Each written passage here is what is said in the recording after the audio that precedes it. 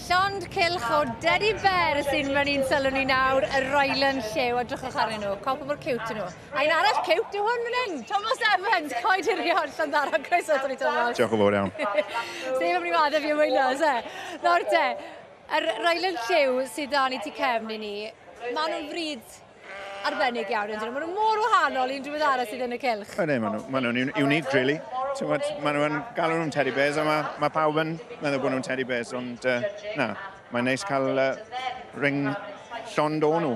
A mae hwn yn clas da iawn, really, o Wŷn Hwrdd. A mae gwlan ym bob man, ar eu pennau nhw, ar eu coesau nhw. Odi, mae yn bob man.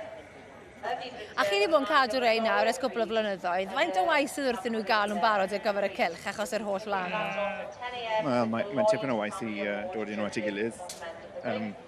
O megis, mae siw gwmwr o glan i trimo nhw, golchi nhw, paratoi nhw, trimo nhw to. Na, mae'n mynd mlaen. A'r lliw wedyn, y lliw di mewn, mae rhyw fath o arian hefyd yn gymysg yn dos e. Dwi ddim yn ddi, mae'n bach o ddwy liw yn dweud. Mae'n wahanol lliwau, na fel y Ryland Lliw yw e, mae rai pobl yn offi nhw yn fwy ddi, mae rai nhw'n offi nhw bach fwy ole. Mae jyst yn siwto beth mae'r judge yn offi a beth maen nhw'n offi efo. Ond y glan, mae nhw yn hannu nôl o'r merino Sbeinaidd, ydyn nhw? Ydyn. A glan o ansawdd wedyn? Ydyn. Yn gweithio am y lliw? Ie, mae... Wel, i ni'n gwerthu lot o glan i bobl i cael spino e. Achos mae'n glan sy'n gwneud lot o dillad a deunydd neis. Yn ôl y sôn, oedd y Frenhines Elizabeth y cyntaf yn hoff iawn o wlan y Ryland, ar ôl iddi gael parasanau wedi cael ei gwneud allan o'r glan. O'n i ddim wedi clywed yna, ond... Na fe, ti'n dysgu'r fel heli? Ti ar hanes i gyd, meina. Ti wedi dysgu'r fel heli na fe? Ond mae dilledyn fas o wlan, mae fe yn rhywbeth dda special yn dweud. Mae fe'n gynaliadwy, mae fe'n naturiol, mae fe'n para'n hir yn dweud. Mae fe'n cadw ti yn gynnes yn y geia ac yn cwl yn yr haf. Ydy. Na, megis nawr, mae angen i ni siarad fwy am beth i fe, achos mae'r pris wedi bod siwt...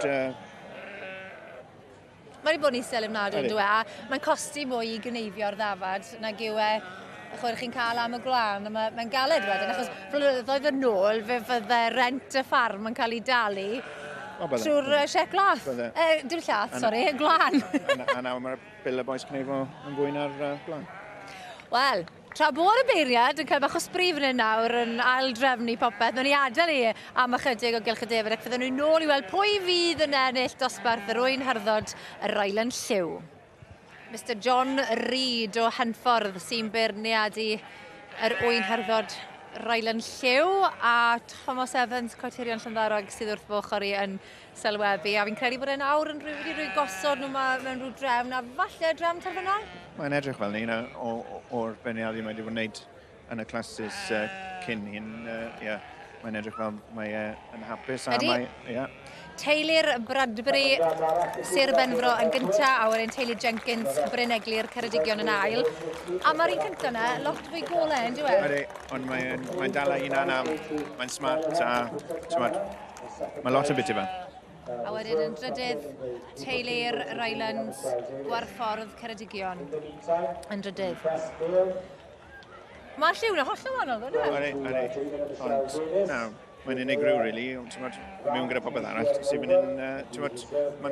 Mae'n sefyll mas o fe, ond mae'n neis i'r teulu Bradbury. Maen nhw'n sioan lot i'r shows bach, i'r shows mawr. Maen nhw'n dda i'r bryd, really. A mae'n cael ei trimo'n galed hefyd yn dweud. Mae'r penffrwyth coch yn edrych yn hyfryd. Diolch, Thomas, excuse me. Sorry.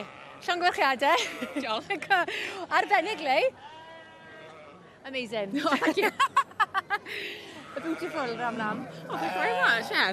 Very pleased. Yes. Yeah, a bit of a shock, but very good shock. Yeah, have you won before? Yeah, a couple of prizes. Yeah, it's always nice when you... I love the red collar and the lovely hat as well. Oh. It's all part of it, isn't it? Manifesting. Llongyfarchiadau, da iawn.